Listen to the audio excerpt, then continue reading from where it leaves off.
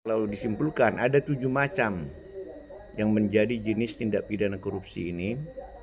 Yang pertama itu adalah tindak pidana korupsi yang menimbulkan kerugian keuangan negara. Nah, tindak pidana korupsi yang menimbulkan kerugian keuangan negara ini ada dirumuskan di dalam pasal 2 dan pasal 3 Undang-Undang 31 tahun 99 atau Undang-Undang 20 tahun 2001 yang diperbaharui ya. Nah, di situ di dalam pasal 2 itu dikatakan adalah barang siapa atau setiap orang yang melakukan perbuatan melawan hukum, memperkaya diri sendiri atau orang lain ya, yang dapat merugikan keuangan negara. Jadi apa unsurnya? Nah, unsurnya ini yang harus dibuktikan. Satu, setiap orang. Siapakah setiap orang? Setiap orang adalah barang siapa yang sudah masuk dalam posisi sebagai orang yang sudah dewasa. Yang kedua adalah sehat akalnya. Baru yang ketiga itu tadi adalah mampu dipertanggungjawabkan. Nah, siapa orang yang tidak mampu bertanggung jawab di dalam hukum pidana? Yang pertama itu adalah orang yang pasal 45, yaitu pasal 44 yang disebut sebagai orang yang kurang sehat akalnya, baik sejak dia dilahirkan maupun dalam perkembangannya. Terus apalagi yang tidak bisa dipertanggungjawabkan. Jadi kalau mereka ini melakukan tindak pidana yang dia tidak bisa dipidana ya. Jadi ada di situ disebut semacam alasan pemaaf. Dimaafkan kesalahannya sehingga tidak harus dipidana. Jadi masuk nanti dalam rehabilitasi atau perawatan rumah sakit orang yang tidak sehat akalnya. Baru kemudian pasal 45 orang yang berada di bawah usia. Berapakah di bawah usia? Nah, menurut undang-undang sistem peradilan pidana anak itu sekarang adalah di bawah 18 tahun. Jadi kalau dia 17 tahun melakukan tindak pidana korupsi, maka dia masuk di dalam posisi tidak dapat dipertanggungjawabkan. Apalagi nih yang masuk adalah pasal 48 overmah. Overmah itu adalah bahwa pelaku melakukan perbuatan itu karena keadaan terpaksa ya. Dia tidak bisa dia harus melakukan perbuatan itu. Nanti ini harus dibuktikan. Harus dibuktikan apakah betul adanya suatu kondisi, ada suatu keadaan membuat yang bersangkutan itu menjadi terpaksa melakukan perbuatan tadi. Misalnya katakanlah seseorang lagi di kereta api, di pintu kereta api, dia berdiri, kemudian di depannya menghadap ke pintu keluar, ya berdiri di depan pintu keluar ya. Tiba-tiba ada dorongan dari dalam, dari belakangnya mendorong. Maka yang di depannya itu dia dorong, terjatuh, mati dia. Maka betul kausalitasnya adalah karena ada dorongan dari si pelaku ini membuat dia mendorong si korban, dan korban terjatuh dan tergilas roda kereta api yang akhirnya meninggal. Tetapi perbuatannya itu berada dalam keadaan memaksa. Nah, ini dulu timbulnya hal ini menjadi suatu alasan pemaaf adalah ketika di beberapa negara di Belanda waktu itu ada orang yang hendak tenggelam, akhirnya dia cari dapat perahu ya, setelah dari kapal ada karam kapal ini, dia dapat perahu, dia naik ke dalam. Nah, ada beberapa orang yang ingin ikut ke dalam perahu itu untuk menyelamatkan dirinya. Tapi orang yang sudah pertama duduk di dalam perahu ini sudah memperhitungkan kalau dia berikan kesempatan itu maka dia sendiri yang akan menjadi korban. Akhirnya ditolak ya, didorong. Orang yang hendak naik ke perahu akhirnya meninggal. Sampai di daratan dia diproses, masuk alasan pemaaf. Itu 48. 49 itu noduer, pembelaan darurat. Pembelaan darurat itu adalah bahwa yang bersangkutan itu melakukan perbuatan itu adalah karena adanya kegentingan yang mendesak. Apa kegentingan yang mendesak itu? Bahwa tidak ada lagi cara lain ya untuk bisa menghindar dari suatu tekanan yang membuat dia harus melakukan suatu perbuatan. Ya katakanlah ini pembelaan darurat juga bisa disebut ini. Ya keadaan darurat, pembelaan darurat yang melebihi keadaan normal. Jadi ketika datang misalkan serangan golok kepada yang bersangkutan, maka kalau masih ada kesempatan dia untuk menghindar dengan cara melarikan diri, dia harus lari. Tapi kalau dia tidak ada lagi cara lari, menghindar, maka dia harus mampu menyongsong untuk menyelamatkan kepentingan nyawanya atau kepentingan keluarganya, istri misalkan, dengan cara ya menghejamkan golok itu kepada si pelaku. Nah, jadi yang hendak diukur adalah apakah sudah waktunya hujaman golok itu. Jadi kalau misalkan dulu ada siapa masuk sampai kepada kasus mereka itu adalah si Jupe sama si DP. Masih ingat enggak itu kasusnya? Julia Persik sama Dewi Persik. Nah, Dewi Persik itu mengatakan bahwa saya adalah membela diri. Masuk 48 katanya. Jadi karena itu saya nggak boleh dihukum dong, kata si Julia Peri apa namanya tadi, Julia Persik. Nah, si Dewi Persik juga mengatakan saya juga membela diri. Nah, oleh karena itu namanya tidak membela diri, tapi eigenrichting, main hakim sendiri. Jadi dua-duanya menjadi tersangka. Apa bisa Pak dua-dua tersangka? Iya. Kalau terjadi perkelahian seperti itu dua-duanya menjadi tersangka. Nah, ketika misalkan si Dio yang pertama kali misalkan memukul misalkan si Juli Persi misalkan, maka semestinya si Julia Persi jangan melakukan pembalasan karena sudah terlanjur. Tapi ketika baru sampai datang serangan langsung disongsong itu bisa. Tapi kalau saya sudah tampar seseorang, kemudian yang saya tampar itu menampar saya balik lagi, namanya sudah main hakim sendiri. Tapi ketika saya tampar seseorang, mau menampar seseorang, lantas tangan saya misalkan ditolaknya dan saya terjatuh, nah itu baru masuk membela diri. Nah, makanya itu pun ada tembakan peluru, dan itu akan dari balistik akan diukur kecepatan peluru dan seterusnya. Jadi memang sangat sukar untuk bisa membela diri itu untuk bisa dijadikan sebagai suatu alasan pembenar. Kalau itu alasan pembenar, dapat dibenarkan perbuatan itu. Jadi itu dalam hal tindak pidana umum tadi yang kita katakan itu, tapi itu berlaku dalam tindak pidana korupsi. Kalau ada memang tekanan yang membuat seseorang itu ya harus misalkan mengambil uang. Nah, kalau enggak saya dipecat dari kantor, nah itu buktikan. Nah, ketika dia mengambil uang langsung ditangkap oleh KPK misalkan, maka dia bisa menyatakan dirinya dan membuktikan. Jadi siapa yang menyatakan sesuatu, siapa yang mendakwakan sesuatu, dia yang berkewajiban membuktikannya. Ya Pak, saya kan karena diperintahkan oleh atasan saya mengatakan saya harus mengambil uang itu ke bank jam sekian, dan saya bawa mau menserahkan ke bos saya tertangkap. Nah, itu nanti akan diperiksa. Kalau itu memang betul karena ada hubungan kerja atasan dan bawahan, bukan karena dibayar, bukan karena ada imbalan, maka itu murni sebagai masuk pembelaan keadaan memaksa tadi ya, masuk di pasal 48. Jadi pertama unsur dari pasal 49 pembelaan darurat, satu ada serangan yang datang dan kemudian tidak ada jalan keluar, ya tidak ada jalan untuk bisa menghindar, dan yang ketiga sudah genting serangan itu mendesak kepada yang bersangkutan. Jadi ini pun pahamnya ada beberapa macam, ini sebagai pengetahuan umum saja. Ada dua paham di sini, ada paham monisme. Pernah dengar paham monisme dan paham dualisme, ya.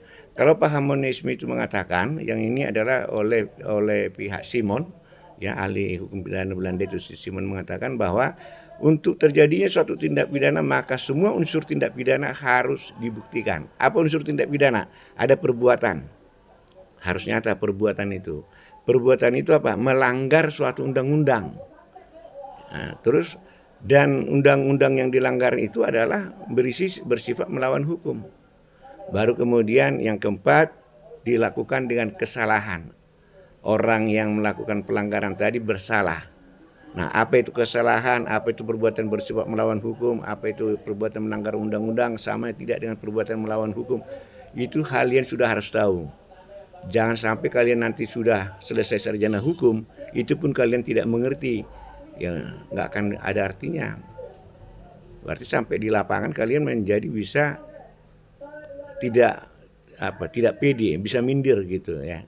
Nah, jadi oleh karena itu kalau di dalam perkuliahan memang tidak cukup waktu. Jadi silakan harus mampu mengapakan sendiri, belajar sendiri. Kalau soal kelulusan, saya yakin semua lulus kalian.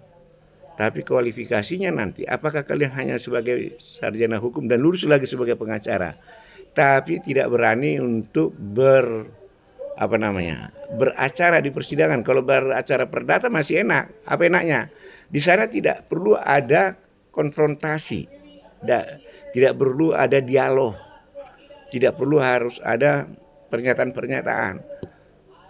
Tetapi kalau itu adalah pidana, maka bila perlu ya tegang-tegangan. Lihatlah antara waktu kasusnya si Peggy itu antara jaksa penuntut umum dengan pengacara sampai bila perlu saling menghardik-hardik. Walaupun kalau sudah berlebihan itu bisa masuk contempt of court, penghinaan kepada proses peradilan, itu juga tindak pidana. Jadi tetap harus hati-hati. Nah, jadi kembali ke awal. Kalau menurut Simon, kelima unsur ini harus menjadi sebagai tindak pidana.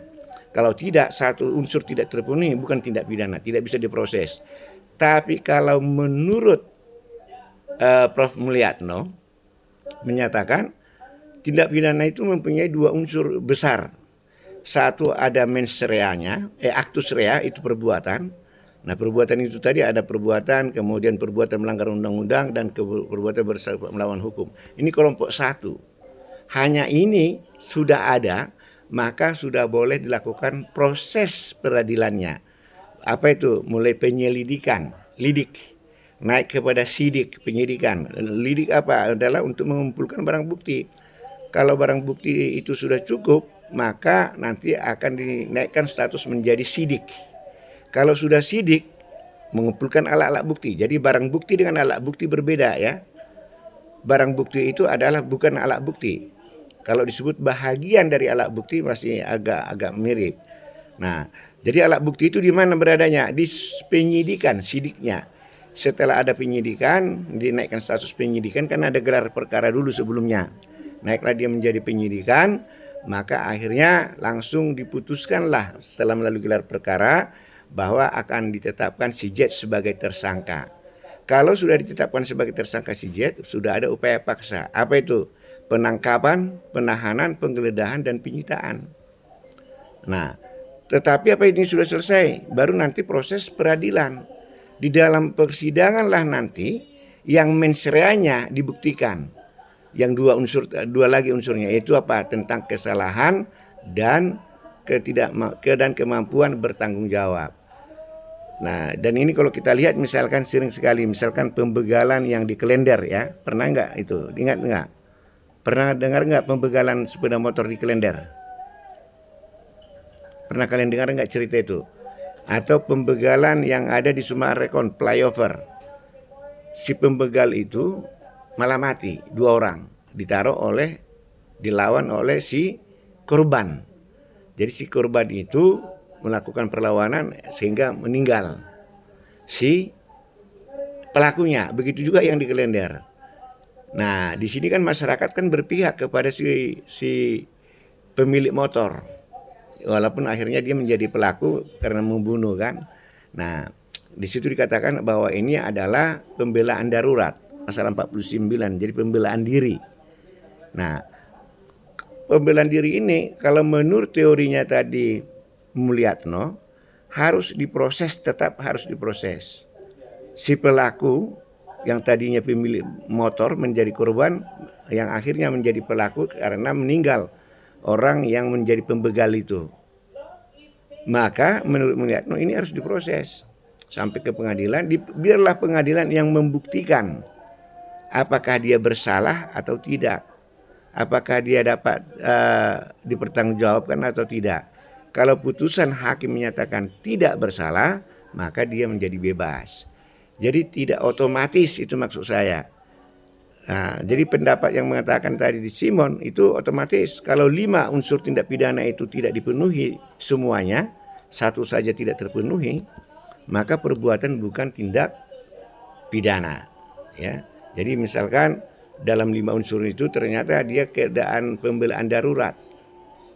Nah, tidak boleh diproses itu menurut Simon. Tapi kalau menurut Mulyatno boleh diproses. Kenapa? Karena dia itu sudah masuk di dalam mens rea.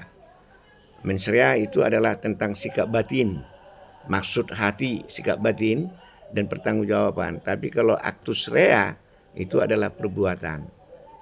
Nah, makanya ada juga pelaku tindak pidana korupsi berpura-pura dia seperti orang gila. Tujuannya adalah supaya dia masuk sebagai orang yang dimaafkan, gitu loh. Ya. Nah, sampai di situ kalian bisa tangkap dia? Tidak? Ada yang mau bertanya? Silakan sampai di situ dulu. Pelan-pelan saja kita. Tapi sebaiknya harus ada respon. Silakan.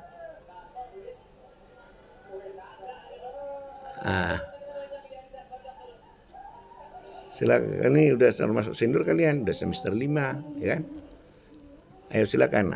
Apa yang mau dipertanyakan terhadap materi yang barusan saya katakan? Atau materi lain pun jadilah. Yang penting ada pertanyaan supaya ada diskusi.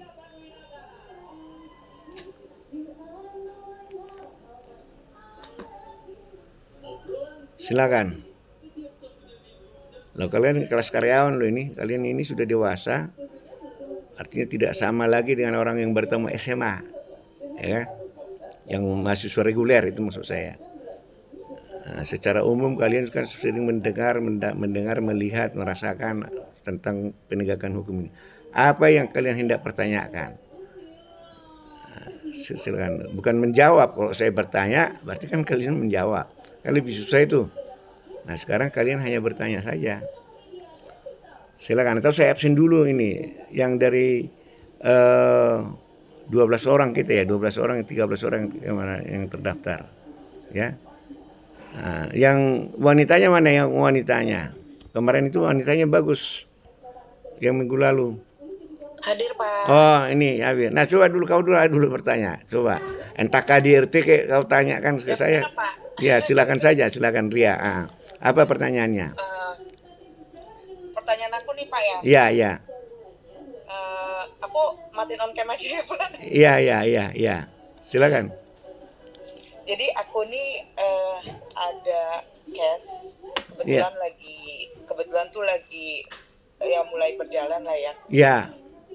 Jadi aku nggak perlu nyebutin instansinya ya. Iya, betul. Iya. Instansinya itu adalah untuk pembangunan jalan kan. Iya. Dia itu terlibat, jadi atasan dengan bawahan, Pak. Iya.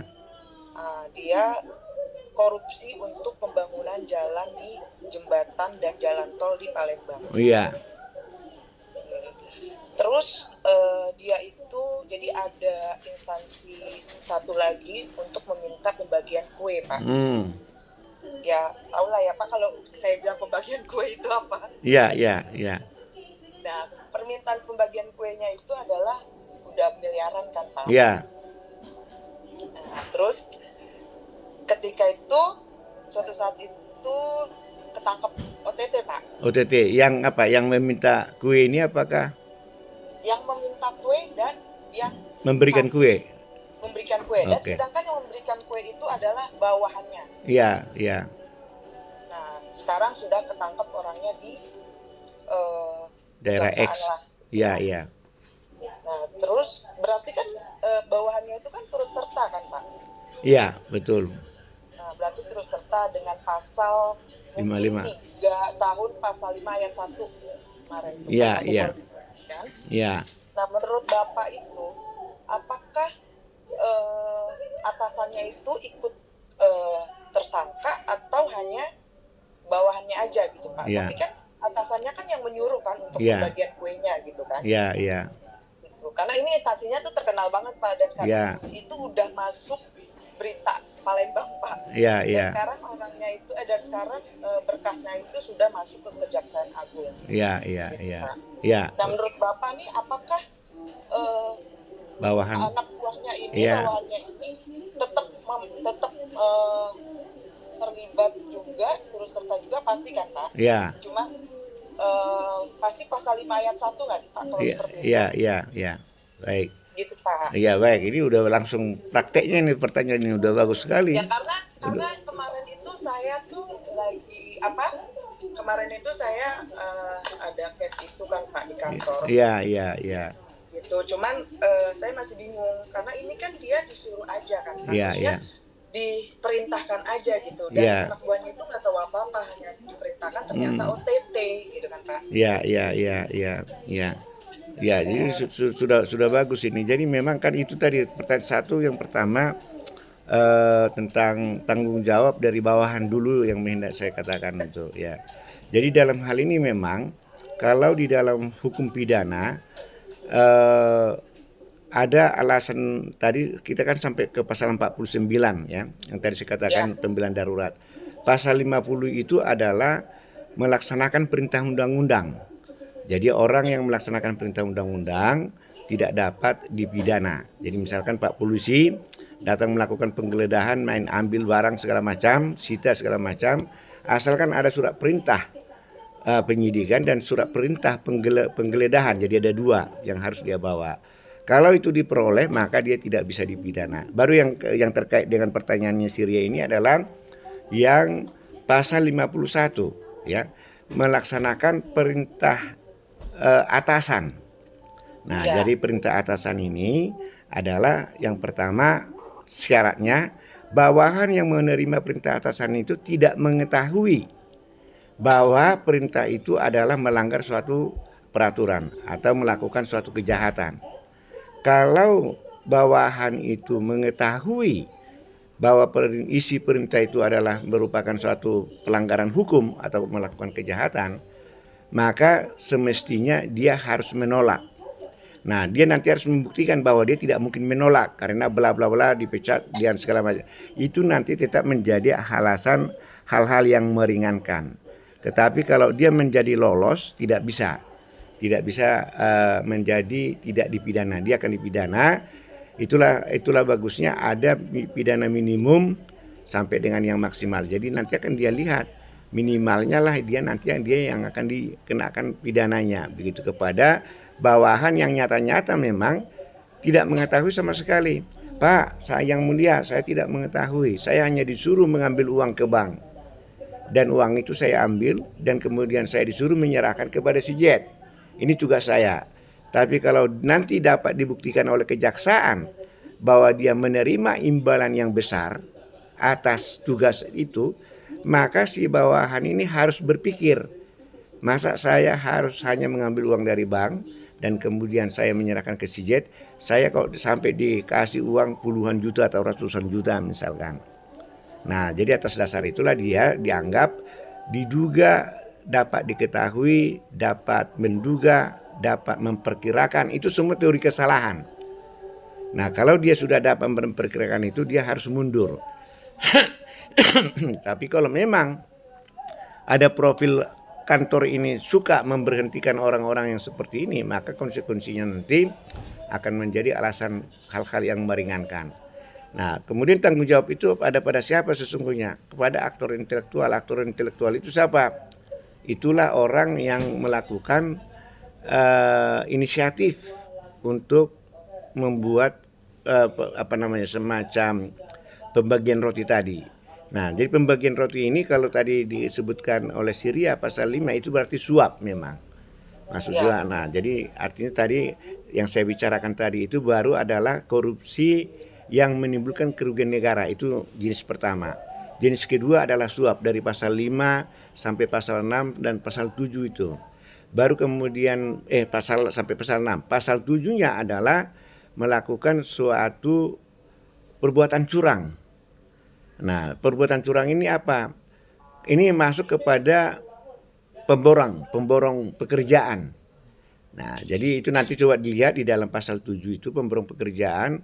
Kalau misalkan spesifik dari pekerjaan itu harus voltasenya atau volumenya sekian banyak, berubah di dalam pelaksanakan, itu namanya perbuatan curang tadi. Itu masuk itu di sana. Jadi dia harus dipertanggungjawabkan. Baru kemudian adalah yang berikutnya itu adalah korupsi dengan cara melakukan penggelapan. Jadi aset negara dijadikan jadi miliknya, atau korupsi yang keenam itu adalah korupsi dalam bentuk pemerasan. Jadi seolah-olah dia disuap Padahal sesungguhnya si pelaku ini, si pejabat ini yang melakukan pemerasan. Kalau kalian tidak mau memberikan ABCD, maka kalian tidak dimenangkan dalam tender. Itu pemerasan. Betul Pak, betul. Itu yang pertama kali dibilang sama mereka. Kalau ada pembagian kue dengan adil, saya akan mempermasalahkan dan saya akan bikin ribet gitulah katanya. Iya. Ya itu. Jadi akhirnya apa? Nah jenis-jenisnya itu tadi disengaja diperinci adalah untuk lebih mengafdolkan atau menyesuaikan unsur-unsur dari pasal-pasal yang dimaksudkan tadi. Nah baru korupsi yang berikutnya yang ke-7 atau ke-8 itu adalah gratifikasi. Nah gratifikasi itu adalah semacam kemudahan yang diberikan, bisa juga itu berupa uang, barang, jasa dan sebagainya. Kalau itu adalah nilainya 10 juta rupiah maksimal, maka yang membuktikan ini adalah jaksa penuntut umum. Tapi kalau dia sudah di atas 10 juta nilai gratifikasinya, maka yang membuktikan ini bahwa ini bukan bahagian dari korupsi, ya bukan bahagian dari gratifikasi, itu adalah si penerima gratifikasi. Kalau saya ada melakukan pesta pernikahan perkawinan, ternyata banyak sumbangan yang saya terima, ada sampai ratusan juta. Bukan jaksa yang membuktikan. Siapa yang membuktikan? Saya sebagai penerima. Saya harus membuktikan bahwa 100 juta yang saya terima ini adalah bukan gratifikasi tapi adalah merupakan pembayaran hutang mereka misalkan. Nanti saya buktikan itu hutang mereka sekian dan seterusnya.